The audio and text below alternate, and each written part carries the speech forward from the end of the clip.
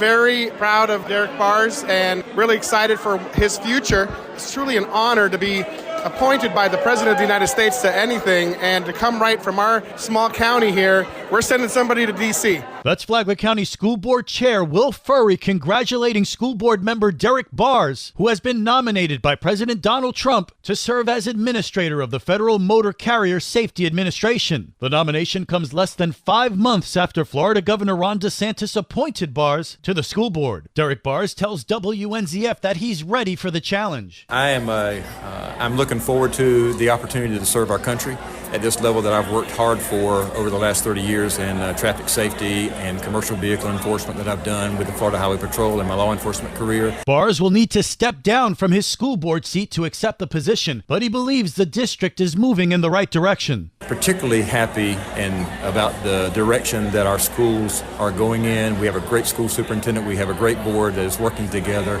to advance our student achievements in Flagler County, and I just hope and pray that that will continue on, and I know under this leadership that we will. The appointment will require Senate confirmation. Senator Ted Cruz is the chair of the particular committee that I'll be going in front of, the Transportation, Commerce, and Science Committee.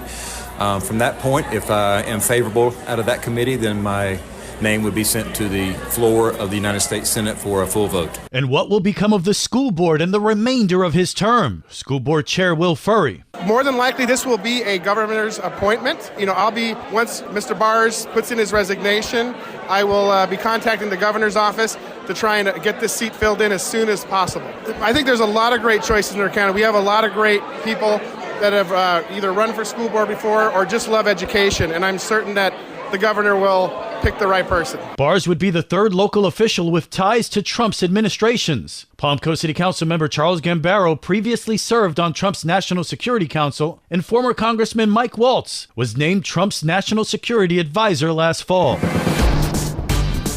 Good morning, Flagler County. I'm Rich Carroll. You're listening to Flagler's Morning News on Thursday, March 27th. The Flagler County Sheriff's Office has arrested 36-year-old Levon Coakley of Tampa. Coakley, a suspect in a Lake County shooting, fled the scene before crashing his vehicle on Interstate 95. Flagler County Sheriff Rick Staley. The suspect in a road rage incident from Lake County fled to Flagler County. As he passed through Volusia County and was spotted, Volusia Sheriff's Office notified Flagler deputies. Deputies followed him to his house in Palm Coast and attempted to do a felony traffic stop, at which time he fled. He fled on Seminole Woods, where he caused an accident, fleeing because of his reckless driving, and then onto Interstate 95 going north. Deputies put out stop sticks, flattening 3 of the 4 tires. He wrecked the vehicle near the Matanzas Woods off-ramp and fled on foot. After a search involving canines, multiple deputies, including support from St. Johns County Sheriff's Office and Volusia County's helicopter, he was apprehended and was taken to the Green Roof Inn where he belongs.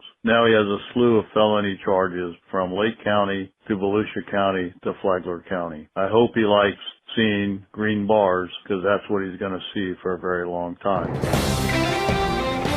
This local news is a service of Flagler County's Toyota dealer, Beaver Toyota, here to wow you.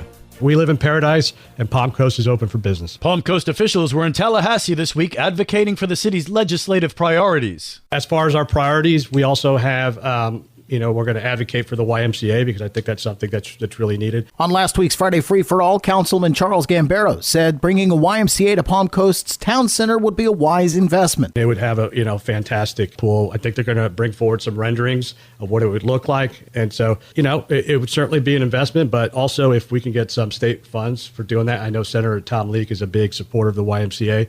I think we would be in good shape in moving that forward, addressing the current needs for our pool requirements and also for the future. Gambaro says it would also meet a need for the city. We'll have a workshop, I think on the 8th of April, where the YMCA CEO will come and present some options. And what we're looking for is, how do we tackle and maintain our current pool facility that we have? But, what's the transition point? Because there are a lot of our residents that use our current pool, and, I envision an arrangement where they would offer to take over the running of the pool at a cost less than what we're spending, because we're just dumping money into that pool. All sorts of repairs need to be done. And then at some point, we transition to the new facility that it would be within town center. I'm Daryl Moody reporting. And now you're up to date on Flagler's Morning News. I'm Rich Carroll.